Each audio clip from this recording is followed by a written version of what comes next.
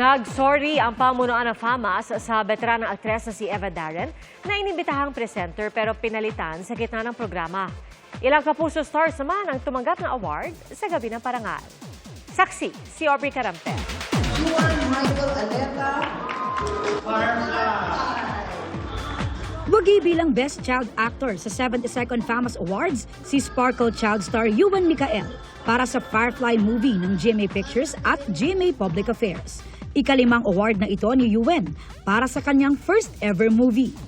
Ang sobrang pasalamatan, siyempre, ang Panginoon Diyos dahil pinahiram niya po ako ng talento para magawa ng lahat ng ito. Soon mapapanood si Ewan sa upcoming GMA drama series na Forever Young. Ang kanyang Forever Young co-star na si Quezon City Councilor Alfred Vargas nanalo namang Best Actor para sa pelikulang Pieta. Recipient naman ng Herman Moreno Youth Achievement Award si Sparkle actor Joaquin Domagoso. Sina Kapuso Primetime King and Queen Dingdong Dantes at Marian Rivera tinanggap naman ang Bida sa Taquilla Award para sa highest grossing Filipino film na Rewind. Isang masayang alaala, lalo na sa mga anak namin. Sasabihin namin, alam nyo, ito yung panahon na nung busy kami. It's all because of this and I hope one day you'll be proud of us. Siguro mas magsisilbing inspirasyon ito, hindi lang siguro sa amin, pero sa lahat ng mga gumagawa ng pelikula, sa lahat ng mga actors, producers. Best Director naman si TikTok Lock Director Louie Ignacio para sa Papa Mascot na pinagbidahan ni Ken Chan.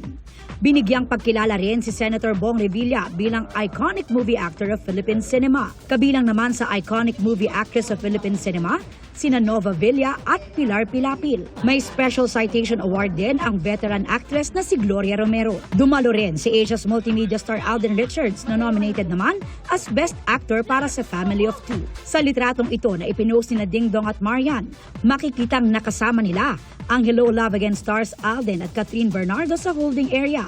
Kasama ang iba pang artista. Humakot din ang parangal ang ilang Sparkle stars sa Jinseo Arigato International Film Festival na ginanap sa Nagoya, Japan.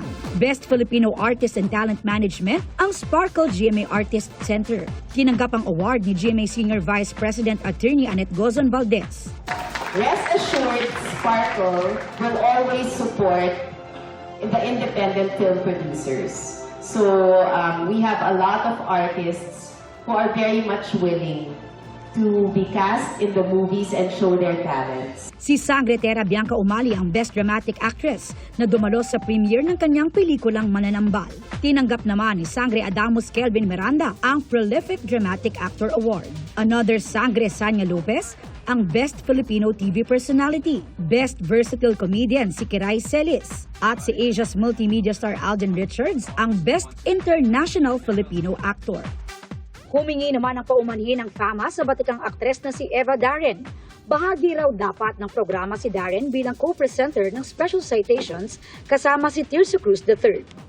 Pero sa gitna ng live na programa at maraming tao, hindi raw mahanap ng production team ang aktres. Bagamat aminado ang FAMAS na kapabayaan ito, hindi raw nila ito sinasadya. At dahil live streamed ang programa, kinailangan nila agad maghanap ng kapalit ni Darren. Inilabas ng FAMAS ang pahayag kasunod ng Facebook post ng anak ni Darren na sinabing unethical at unprofessional ang nangyari sa kanyang ina. Para sa GMA Integrated News, ako si Aubrey Carampel ang inyong saksi.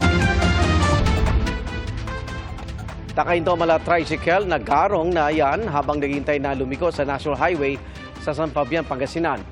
Nang ito'y kumaliwa, ayun, mabilis na dumating ang isang motorsiklo at sinalpok ang garong. Sugatan ang 4 na sakay ng garong at rider ng motorsiklo. Dinala sila sa ospital.